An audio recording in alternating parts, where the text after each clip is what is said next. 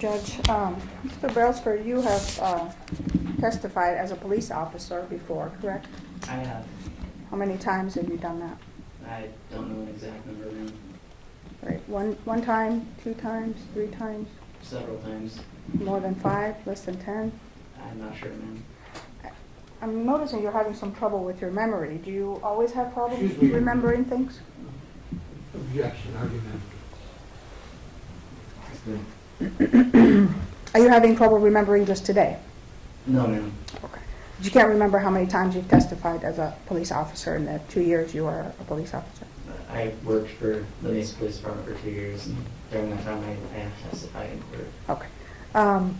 Now, your testimony yesterday was that this particular call was a very high-stress situation, correct? Yes, ma'am. All right. And it was considered, or you considered it, a high-threat level, correct? That is correct. All right. Now, your fellow officers were cracking jokes about barking like a dog. Were they not during this threat call there? I believe I remember hearing that, but I didn't think it was funny, and I didn't laugh, and I certainly didn't make the joke. Sergeant Langley, during in the transcript and in the video, was saying that, quote, "We're going to take our time." Is that right? Do you remember that? I believe he was referring to making sure that we're careful as we proceed through the scene.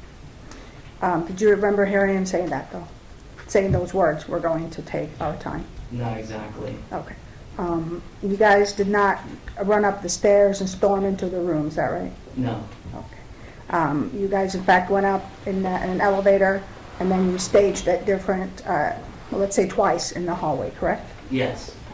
Then you ended up on one side of the hallway, Officer Elmore was on the other side, correct? I ended up on the right side of the hallway, and Officer Elmore ended up on the left side, or the right side of the hallway. All right.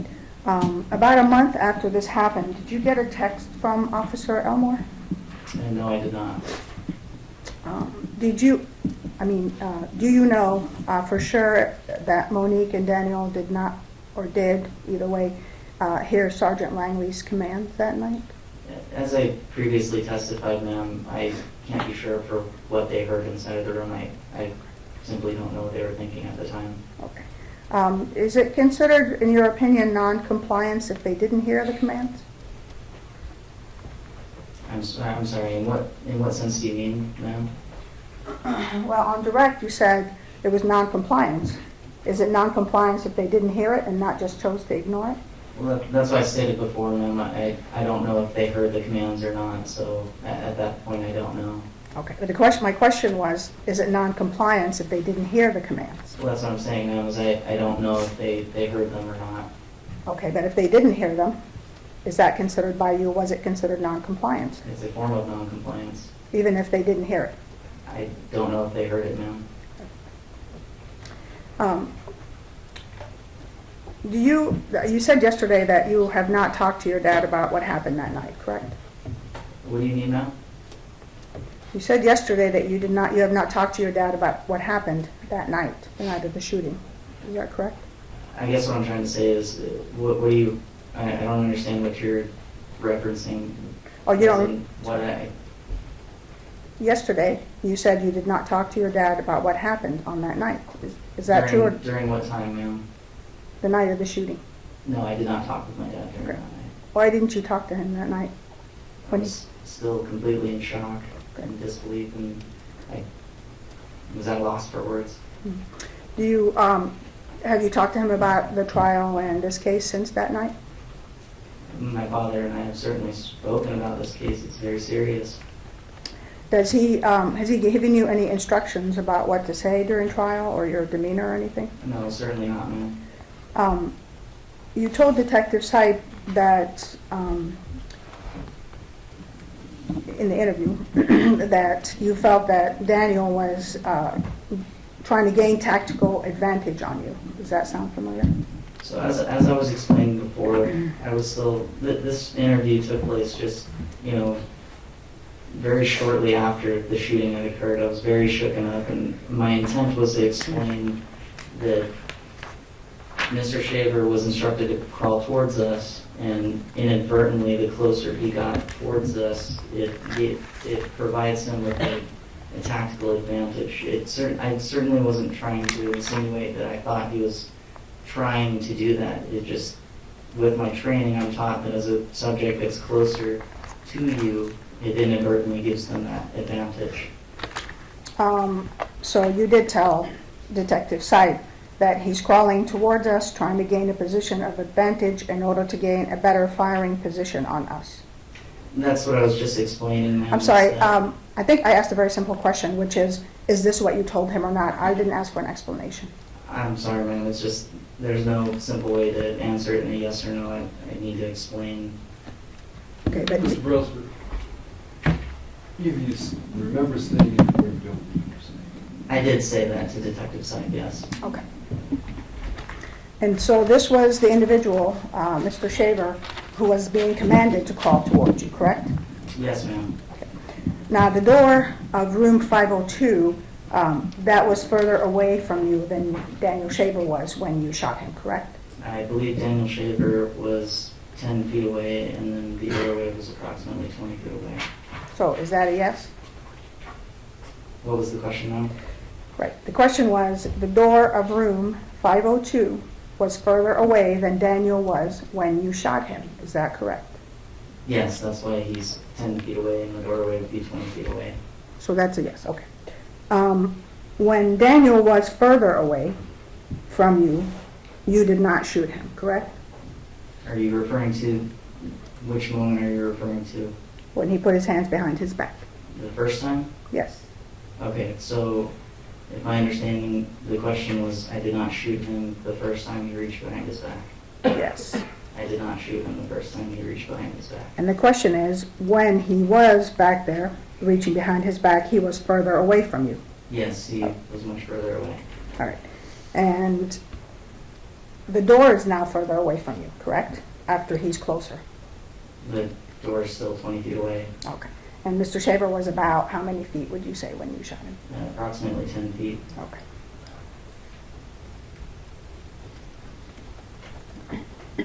And you did not fire on him until his elbow came up, right? Are you talking about the second time now? Well, did you fire at him more than once? Just the second time. Right.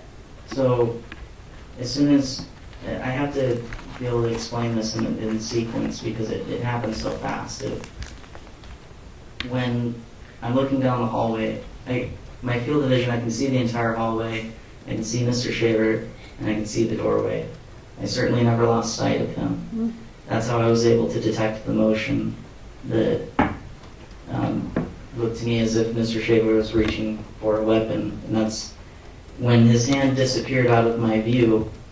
I saw the elbow raise. That's when his hand is disappearing out of my view. That's when I determined to fire.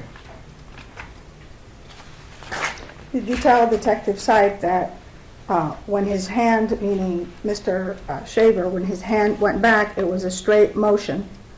Or I'm sorry, he asked you, when his hand went back, was it a straight motion with his elbow raised? You said it was like he was going to his waistline. That's what I said, ma'am. Okay.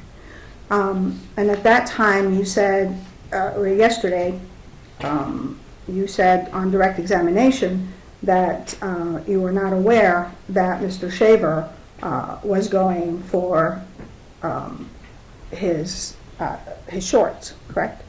I'm sorry, I'm lost. Can you please explain that again? Yeah, did you say yesterday during cross-examination that you had no way of seeing or knowing if Mr. Shaver was going for his shorts? At what point in time? I don't know when the defense counsel asked you about that. Do you remember saying that? I don't understand the context is, I guess, what I'm trying to get at. Do you remember saying that yesterday? Maybe you just don't remember saying it. As I said, I don't understand the context, so I don't know how to answer that question. All right, we'll move on to something else. Why did you say you perceived Mr. Shaver was armed? That's how I'm trained, ma'am. In a gun call, in a situation as this, I have to presume he's armed until I can physically prove otherwise. Okay. And you are trained that if you perceive someone is armed on a call like that, and they move their elbow, then your training, your testimony is that your training allows you to fire at that person, correct? It all depends on the totality of the circumstance. Great. Could you explain to us the totality of the circumstances in this case that caused you to fire? Absolutely, ma'am. It started right from the beginning, receiving the emergency call, having many officers respond to the scene of La Quinta, where there was a man with a gun in an elevated location, in a highly populated location.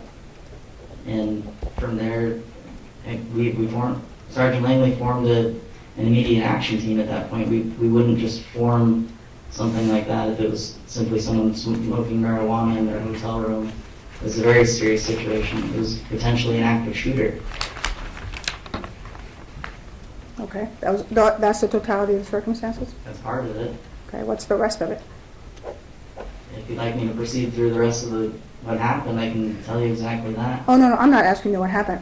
What I'm asking is you mentioned the word totality of the circumstances 5-6 different times yesterday, right? Yes, ma'am. Okay. So what are the totality of the circumstances that caused you to fire? Let me give you an example. Yesterday, Mr. Jacobs mentioned what a totality of the circumstance he trains you guys on, right? Yes. It's the pertinent objective facts. Yes. Where's the pertinent objective facts in this case?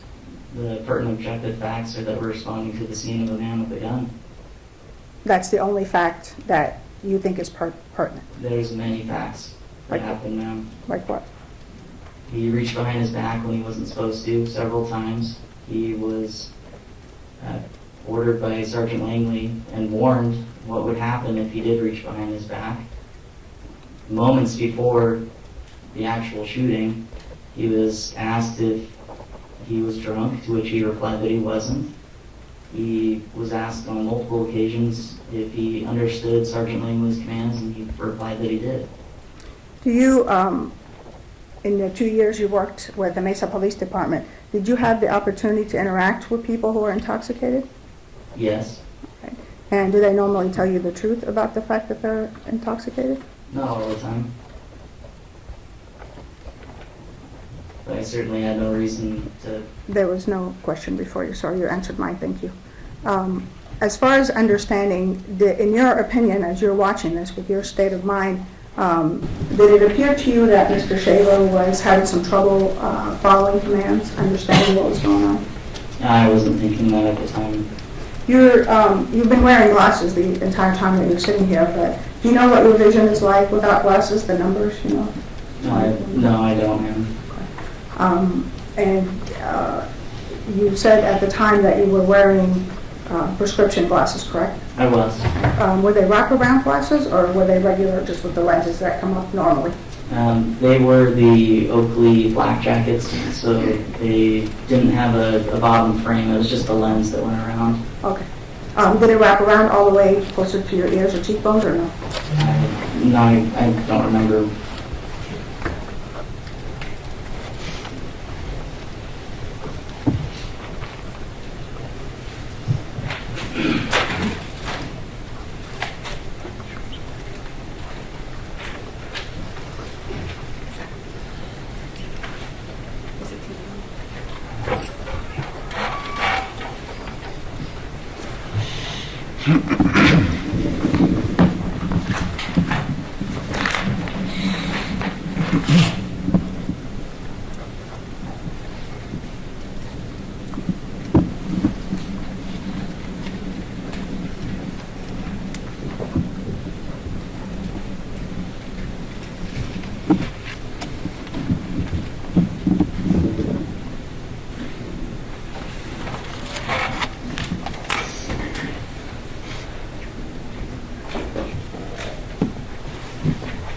Right now, was this, and that's how you looked and how you were dressed on that night?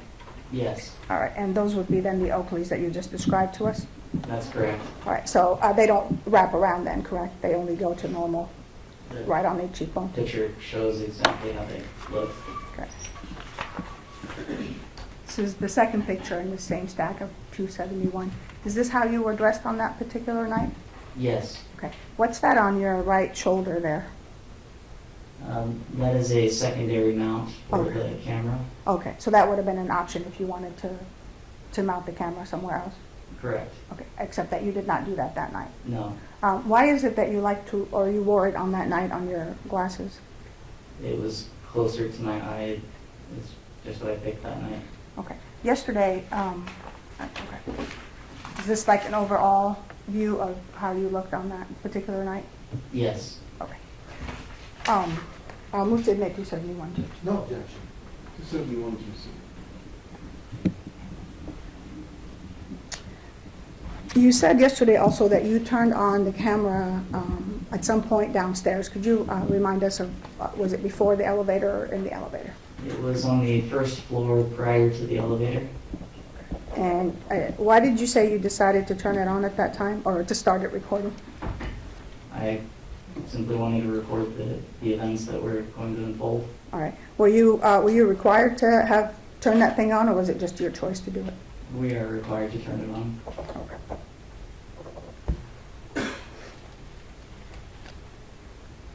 Did Daniel follow most of the instructions given to him? Which instructions are you referring to now? Well, just in general, did he follow some, most of them, none of them? He followed some of the instructions, yes. He didn't follow others.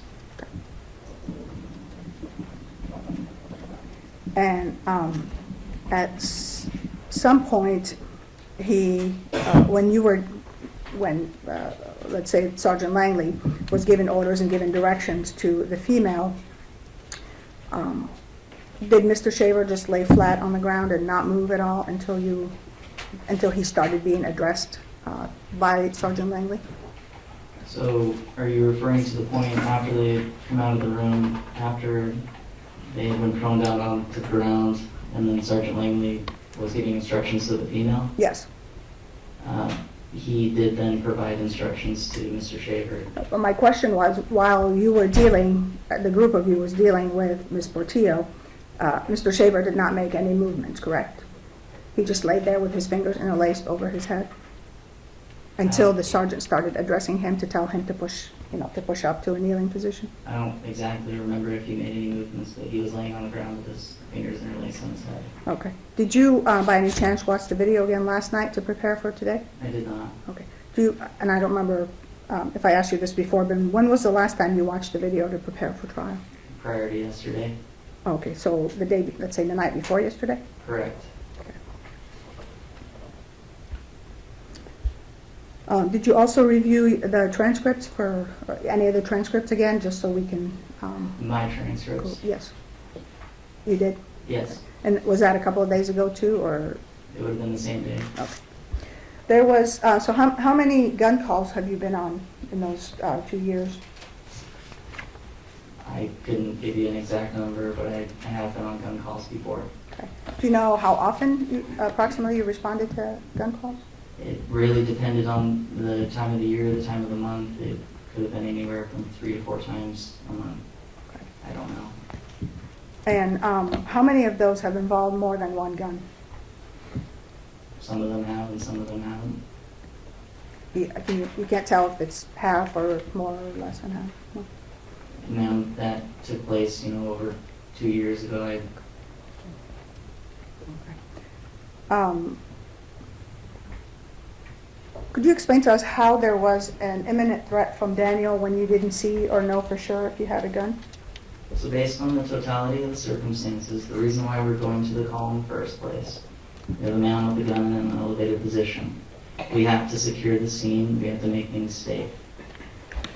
Do you, let me interrupt you for just a second. Do you understand what imminent? Finish my answer, ma'am. I apologize. I think you, Hang on. Let him finish his answer. I don't think he's answering the question I asked, but Well, you may not like the answer, but let him finish it. he's being non-responsive, Judge. It's not that I don't like what he's saying. The court is going, as the witness, would be allowed to finish his answer. Go ahead.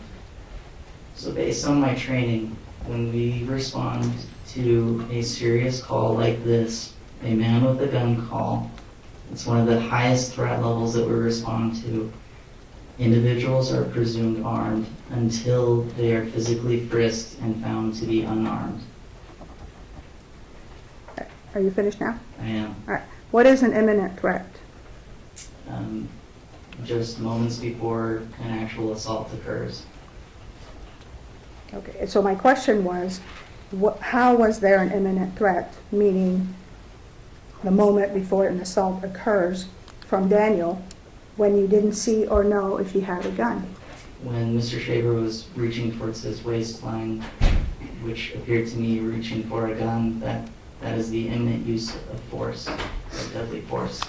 Without having seen a gun or knowing for sure he had a gun, correct? I didn't see a gun.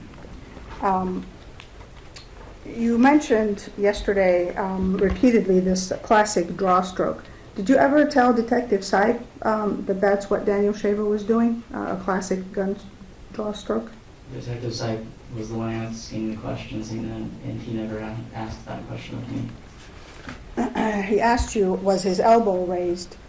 And you said it was like he was going to his waistline. Did you ever use the words like a classic gun draw stroke? I didn't say a classic gun draw stroke. Okay. But we heard that during the trial, correct, from other people? Because that's what it appeared to me. You said also that you were taught to presume that on a call of a man with a rifle, that he would have more weapons. Is that correct? Yes, based on my training, I've been taught that where there's one weapon, there's highly likely you'll find more. What does presume mean? Presume means essentially the same thing as assume. We have to go into this thinking that they are armed until we can prove otherwise. Okay. Does it mean that something is true without proof? It's a belief that something is true without proof. Do you know if that's what presume means? I'm sorry, I don't really understand. Do you know if presume means believing something is true without proof? What happened, because of the totality of the circumstance, I had to presume that he was armed until we could physically prove otherwise. Okay. I understand that. What I mean is, when I said, what does presume mean, and you gave me what you thought it meant, does it also mean to believe something is true without proof? Just a definition, I mean. I'm just telling you based on my training. So you have no idea what presume actually means, the word? That's what I told you, ma'am. I presumed that he was armed until I could physically prove otherwise. Okay. But what does presume mean? You said it means assume, right? I just explained that, ma'am. Okay. So it does, all right, so we're not going to answer that. Did you or Mr. Marins contact Detective Sype with any other information you wanted to share about the shooting? Excuse me, Your Honor. What's your objection, Mr. Bigelow?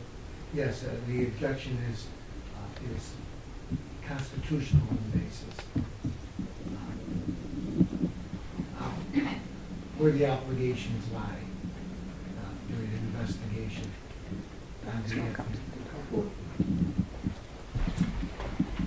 I couldn't see you yesterday when you were doing that. Yes, ma'am. Stand and demonstrate. Yes. Can you demonstrate it the way Daniel did it, instead of just standing, since that's not what happened? I'm sorry, what are you asking me to do now? Can you do it on your hands and knees like Daniel? Can you show us what Daniel was doing? So he leaning forward Wait, he was leaning forward? on his hands and knees. Okay, can you show us that or no? Hang on. I mean, I would like to see it demonstrated. Can we address that really quickly about the video? Testified yesterday that you did not remember Daniel Shaver crying that night. Is that correct? At the moment, I didn't really pay attention to that. I was more focused on his hands. You also said that you didn't remember what he was wearing that night, right? As I said, I'm more focused on his hands. Okay. Or that he was barefoot, correct? As I stated again, ma'am, I was focused on his hands. That was my job. That was my duty at the time. Okay. And did you hear Sergeant Langley yell to show us your hands to Daniel? In which moment are you talking about? For the first time when he put his hands behind his back. Yes, Sergeant Langley said hands in the air, hands in the air. Did you ever see anything in Daniel's hands at any time? When he brought his hands forward after they had stopped, I saw that there was nothing in his hands the first time. Okay. And when he came out as well, correct? He didn't have anything in his hands in that when he came out of the room? When his hands were stopped, I didn't see anything in his hands at that time. Did anybody yell at Daniel to drop anything? You know, drop this, drop that, whatever? No, nobody said anything like that. And you said that you never lost sight of him, is that right? I did not lose sight of him during the critical moments. And you were supposed to keep your eyes on his hands the entire time, right? As best as I could, ma'am. You said you did not expect the shooting to happen or want it to happen, is that right? I absolutely did not want the shooting to happen at all. All right. And you didn't want it to happen when Daniel raised his elbow in that classic draw stroke you were telling us about? Because he made that action, it left me with no option. I had to do what was necessary to protect myself and my team in that split-second moment. So at that moment, you did want to shoot him, correct? No, ma'am. All right, so you were just being reckless when you shot him? No, certainly not. Were you being careless? No, ma'am. Was it an accident? No, ma'am. So you wanted to shoot him and you shot him? No, I did not want to shoot him, ma'am. All right, well, if it wasn't an accident and it wasn't carelessness and it wasn't recklessness, then you intended to shoot him, correct? I was doing what I needed to do to protect my fellow men and the woman that we've just taken into custody. Okay. So your intention at that exact moment was to fire the gun, correct? As I said before, I was doing what I thought was best, what I needed to do, what was necessary to protect myself and the other officers in that moment. Right, because it wasn't an accident. I mean, it was intentional, right? There's like two things. It's either intentional or it's accidental, no? Now, as I explained before, I did what I thought was necessary to protect myself, my team, as well as the female that we had just taken into custody. So it was an intentional shooting, not accidental. Let's move on, folks. We've asked this question 5 times. He's non-responsive. That would be my only objection, Judge. Was, you said that Mr. Shaver's head was not facing you, is that right? Yesterday? Which moment are you referring to? Well, oh, right before, when he made the elbow movement. When he made the draw stroke? Yes, before you shot him. You said his head was not facing you, correct? It appeared to me that he was looking towards his waistline. Was he crawling at an angle? Did it appear to you towards closer to Officer Elmore? I believe he started crawling towards the north side. Is that where Officer Elmore was? Officer Elmore was stationed on the north side. Oh, okay, so that's a yes. And Daniel wasn't looking at you, correct? Did he ever make eye contact with you when he was doing the draw stroke? I don't know what he was thinking at the time. My question was he looking at you, not what he was thinking? I don't know what he was looking at. I don't know what he was seeing. Okay. Did you make eye contact with him? I did not know. And you said his head was down and turned towards his side? Does that sound about right? It appeared to me that he was looking towards his waistline. And that's where his hand was, correct? He reached towards his waistline, which appeared to me as if he was drawing a weapon. So it appeared to me that he would be looking towards the holster of where the weapon would be kept. And so his head and his side, you know, he turned his hand and his head towards that same side? Is that what you mean? No, ma'am. I said that he reached his hand towards his side as if he was making a draw stroke motion and then looking towards his waistline where a holster would be kept. Okay. Which was never found on him, right? I didn't search him, no. Okay. And later on you found out, as you said yesterday, that he was not, at some point you found out that he had not been armed, correct? After the interview with Detective Syke, Yeah. some point later Oh, that okay. day. Later that day. And also that he didn't have a holster either, correct? On his person? Right. Okay. And you said yesterday that in the moment you decided to fire, these three things happened. You took the safety off, you looked through the scope, you closed your left eye, and you fired. Does that sound right, or do I have that wrong? So, as I explained before, when I detected that reaching motion, and when his hand disappeared out of view, I could see the elbow raised, which appeared to me to be the draw stroke motion, which is in a fluid motion. I flipped the safety off, I raised my rifle to begin sighting. That was the decision when I made that was when I made the decision to fire, was when the hand left my sight. And so that's when I closed my eye and was looking through the scope in order to gain a sight picture. Do you have to close your eye when you're using an aim point? You don't have to, but I did it in order to help with accuracy. Does it not interfere with your full ability to view if you close one eye and look through the aim point? If I'm looking through the aim point, then I'm going to be using my right eye to do that, so my left eye doesn't really come to play when looking through the scope. Were you trained to keep both eyes open and focus that way when you fire your weapon? Not necessarily, ma'am. You can close your eyes if you need. You can close your left eye if you need to. Okay, so you're not trained on the fact that that's a bad habit and they prefer for you to have both of your eyes open. That's not a bad habit. Okay. Did you learn that in the military or was that the training at the academy? The training at the academy, And was it the same in the military? it would have been similar. Similar but not the same? And all this happened, you said, in what you described as the blink of an eye, correct? Yes, it was very fast. All right. You were taught in the academy, aside from the things we've heard so far, is how to write reports and testify, correct? Yes, You were taught to observe and record details to memory and to paper if necessary, is that right? to the best of my abilities. This was a very traumatic event, was it not? Absolutely. But you did not remember a lot of the details of what happened that night, correct? I'm not perfect, and I had my Axon body camera running at that time, so that was going to be the best type of recording that we could have. And after you watched the recording right before Detective Seib interviewed you, were you able to hear, for the most part, what was being said and what was happening on that TV, on the cellular TV that you were watching it on? We were actually watching it on a small cell phone. It was fairly choppy, and so, you know, the video would be choppy, the audio would be choppy, but we were able to hear people talking. Yes, there was audio. Okay. And were you able to tell on the audio that Mr. Shaver was crying and begging not to be shot, etc.? After reviewing the video, yes, I was able to see that. All right. Did you mention any of that to Detective Seib? During the interview, Yes. I believe he asked me if what I was remembering in that moment, and I told him that I was basing my recollection off of my recollection. Based on your recollection and not just from watching the video? Correct.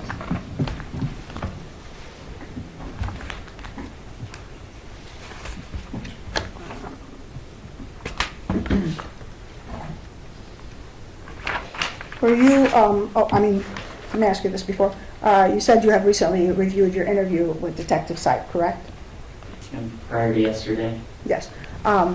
So do you recall when you read that interview, do you remember reading that a lot of what you said had been repeated, was verbatim, like word for word, what was being said and what was happening in the video in like really long form?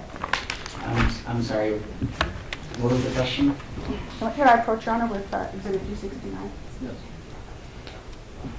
Is Exhibit 269.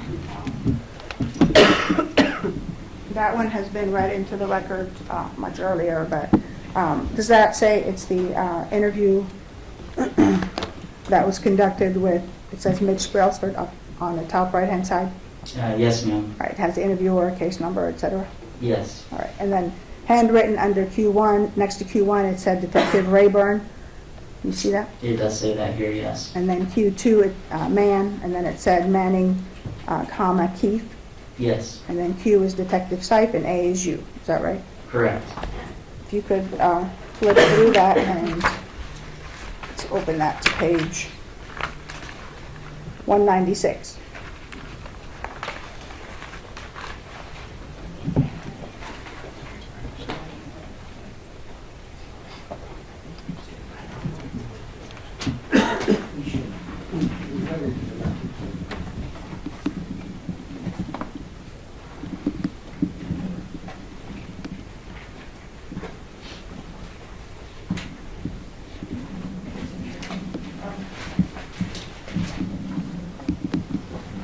Let's take a look at page 9.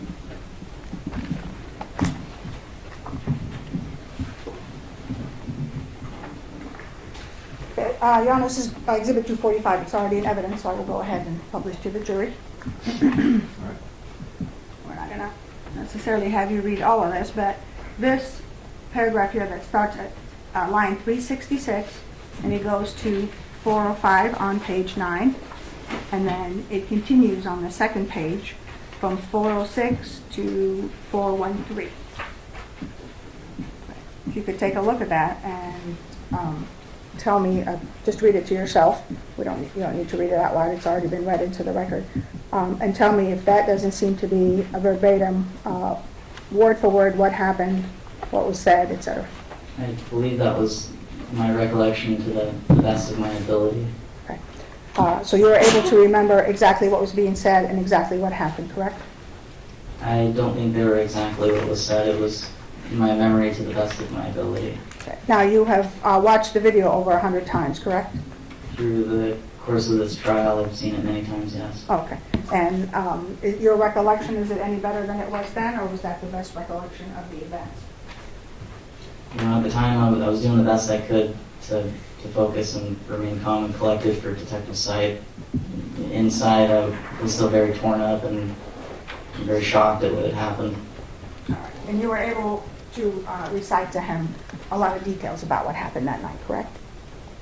I was able to answer questions that Detective Sipe asked me to the best of my ability.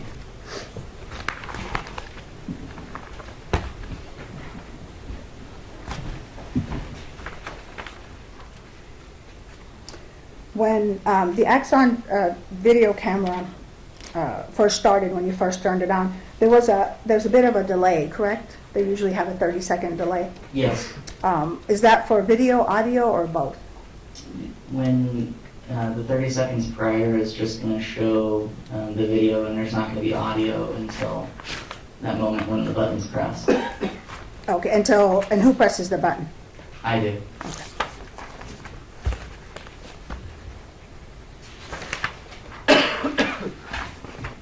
And during the beginning, when you were walking with the group in order to get to the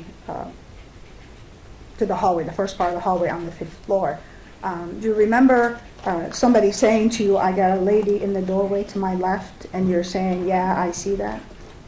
I don't recall that. Right. Do you remember saying anything to Sergeant Langley about, I think that's the ice room, about one of the rooms?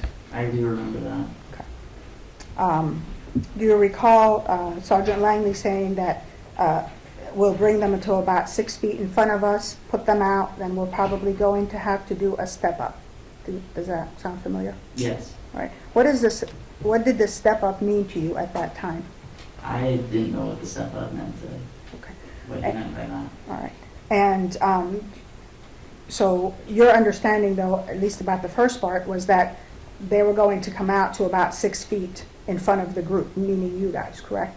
My understanding that Sergeant Langley was going to call the subjects out of the room and have them come to us. Okay. Do you recall anything about the 6 feet? You may not, I don't know, but about the 6 feet in front of you? I don't remember that. Okay. And then do you recall him saying, if somebody comes out or doesn't come out, we'll just deal with it? Yes. And do you also recall him eventually later saying, we're taking our time making the phone calls from downstairs? I don't recall that exact moment. Okay. At some point, you remember him saying, okay, we have somebody coming out, or one coming out? Sorry. Yes, I remember that. Okay. Was that right before the female could be seen in the video? So that was said just prior to the female and the man coming out at the same time. After the shooting and it was called in, did you follow at first the sergeant towards those rooms to clear the rooms in front, 500 and 502? So immediately after the shooting had occurred, that's when I stood up and proceeded with Sergeant Langley towards room 502. Okay. You stood up? Were you crouched when you fired? Or I believe I was kneeling and then I stood up in the midst. Okay. So you were kneeling when you fired the shots and then you had to stand up and walk? Yes. Okay. So did you go ahead and kind of approach those two rooms but didn't go into them? Is that how? I didn't go into the rooms, no. Okay. Did they, while you were standing there, did you notice that they weren't able to open the doors? They had the wrong door or the wrong key? I saw that they were having difficulty opening the doors. Yes, room 500 and room 502. All right. And did anybody, while you were there, come out of the rooms? No. Okay. Then the sergeant says to you, secure your weapon. What does that mean? That just means, secure your weapon, and he asked me to leave at that point. What does secure mean? What did he mean by that? And ensure that the safety's on and that the weapon is secured. All right. And I was going to ask you that after you shot Daniel, did you put the safety back on, or do you remember? I did put the safety back on. Okay. At the end of the first time that, when you watched the body camera video, did someone ask for it to be rewind and watched again, the shots fired and the call towards us and all that? I don't recall exactly. Okay. Do you recall watching it twice at all? I remember watching it once prior to the interview. Okay. But not twice, not rewinding it and watching it again? As I said, I don't recall exactly. All right. Could it have happened and you just don't remember? It's been over 2 years. I don't recall. I would say the transcripts would be the best. Okay. I guess that would be the best way to, the best place to see that, right? Probably. This is,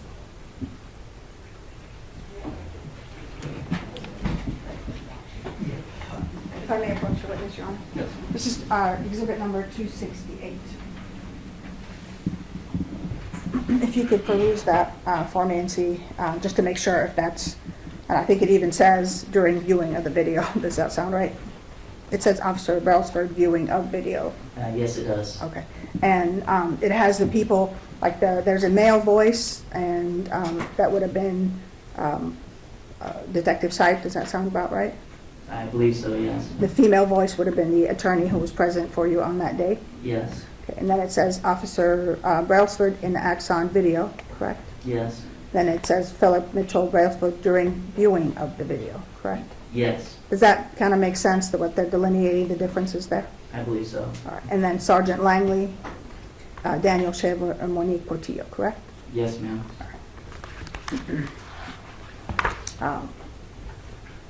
The state moves exhibit 268 in evidence. No objection. 268 is received.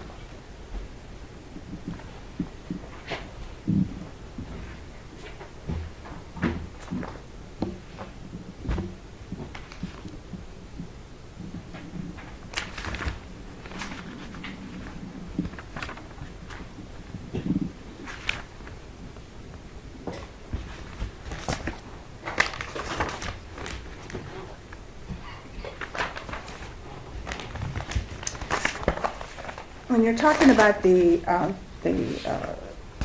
totality of the circumstances, and we heard talk from experts about assessing and reassessing the situation, do you remember all that? Do I remember the testimony? The testimony, yes. Not every word that was said, but I remember it. Okay. And were you taught in your training to continually reassess a situation? Yes. It doesn't necessarily mean, of course, that you lower your guards when you're doing that, correct? No, certainly not. The threat level remained, the same, if not higher, throughout the process. That's what I was going to ask you. That so your understanding, at least of the training, in your opinion, is that the threat just remains higher, it doesn't get any lower, correct? So going into the call, because of the nature of the call, that immediately raised the threat level to an extremely high level. And during the course of the interaction with the subjects in the room, it remained at that level, and as actions proceeded, some actions raised the level higher. For example, the first time Mr. Shaver reached behind his back, that raised the concern more, and then ultimately led up to the shooting. Okay. Did anything that happened lessen the threat level? Well, if Mr. Shaver wouldn't have placed his hands behind his back, that Well, right, but I'm not asking what didn't happen. My question was, did anything happen that lowered it? That's the threat level, sorry. No, ma'am. Okay. You kept telling us yesterday that we just didn't know what was going on, correct?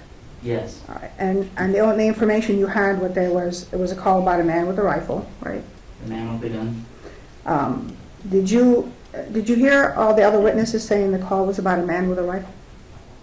I don't recall exactly what was said, but I do, upon reviewing, the transcripts, the testimony, the video, it was a man with a rifle. Okay. But the call comments that came to me was a man with a gun. Okay. So there, do you believe you received the same radio call as everybody else? Yes. Okay. Did you hear anything about an active shooter? No, I did not. All right. Any screaming, people screaming coming from room 502? I did not hear any people screaming. All right. Did you believe at the time it was a hostage situation? I didn't know what I had at that moment. Okay. Was there any reports of it being a hostage situation? Nobody reported that, no.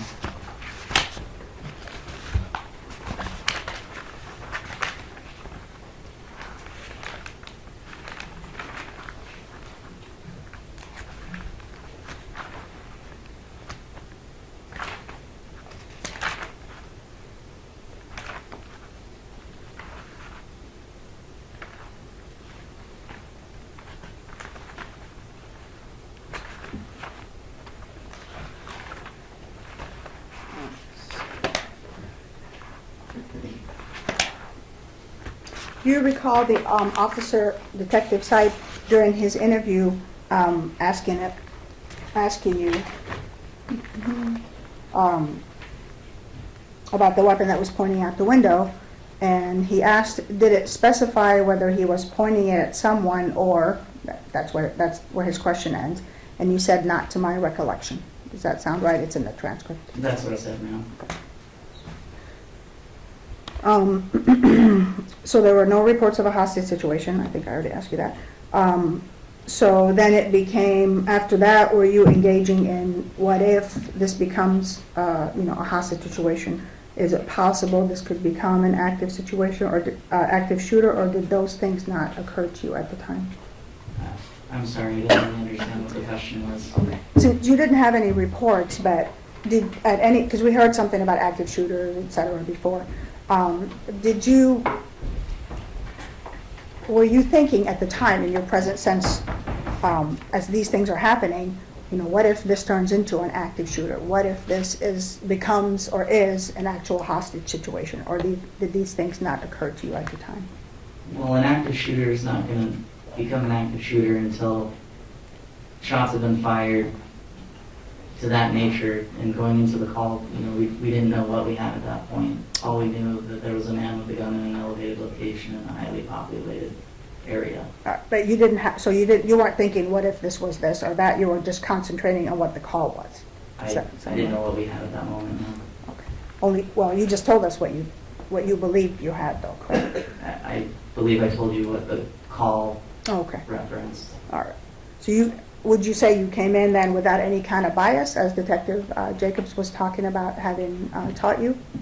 A bias? Right. Towards what the situation was? I took the situation as what it was. Okay. Did you consider those what-ifs and possibilities as going either way when assessing a threat? That, for example, this could have been something innocent, or it could have been the man going for a gun, or is it just that he was going for a gun? I absolutely 100% believe he was reaching for a gun. I would not have fired my weapon at all if I thought otherwise. And you did not see a gun or there was nothing visible there that showed a gun? Yes, or, Did,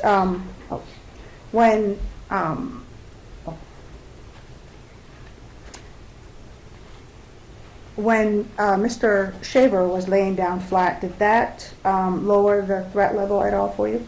No, it did not. Since two people came out and they are harder to deal with when there's two of them, did taking her in custody and putting her behind you, or Officer Gomez doing that, and now you just have Daniel, did that lower the threat level at all? The only thing that happened when Ms. Portillo was taken into custody was that it showed that she was unarmed. It didn't lower the threat level at all. Okay. And did you know at that time that there was someone covering the window from the outside? I believe I heard somebody was. Okay. Do you know who you heard that from, Sergeant Langley or somebody else? I believe it would have been Sergeant Langley. Does that threat scale, as far as the threat assessment, did it only slide in one direction for you, which is like, it kept going up and up as the situation unfolded? The threat level started extremely high, and my actions were, I had to react to whatever was brought forth my way.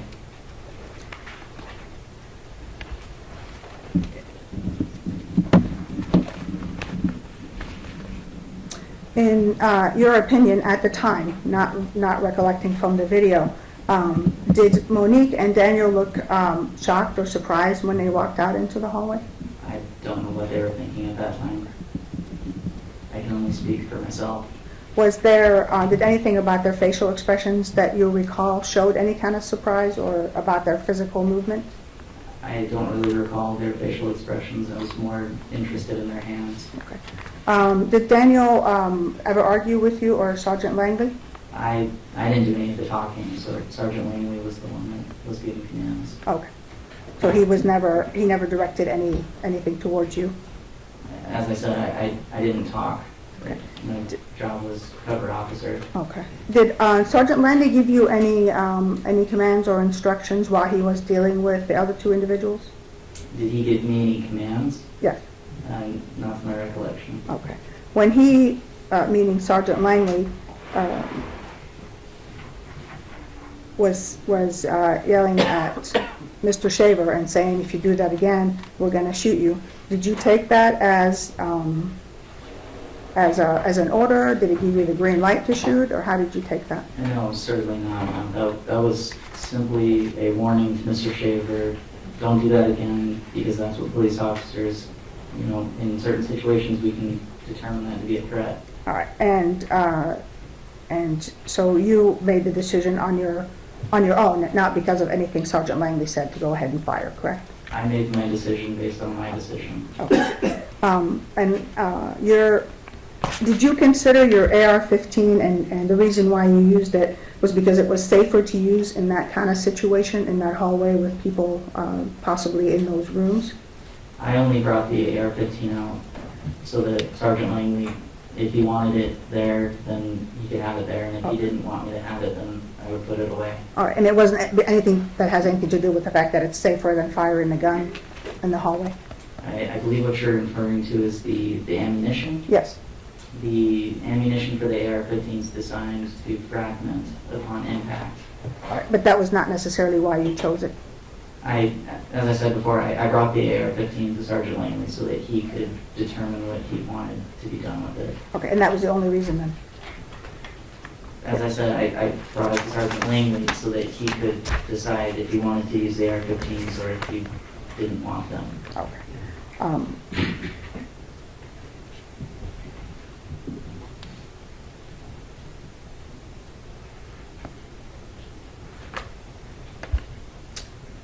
Are you comfortable saying that, since you said you felt that you had to do it, that if this situation happened exactly again, you would do the same thing? If this situation happened exactly as it did at that time, I would make the same exact decision that I made that time. All right. Is it okay to break now, Judge, so I can set up the machine?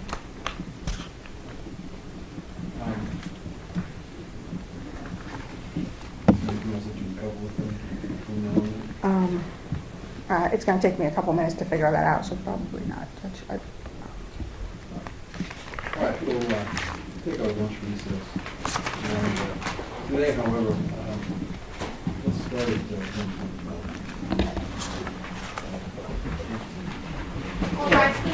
who's going to get in?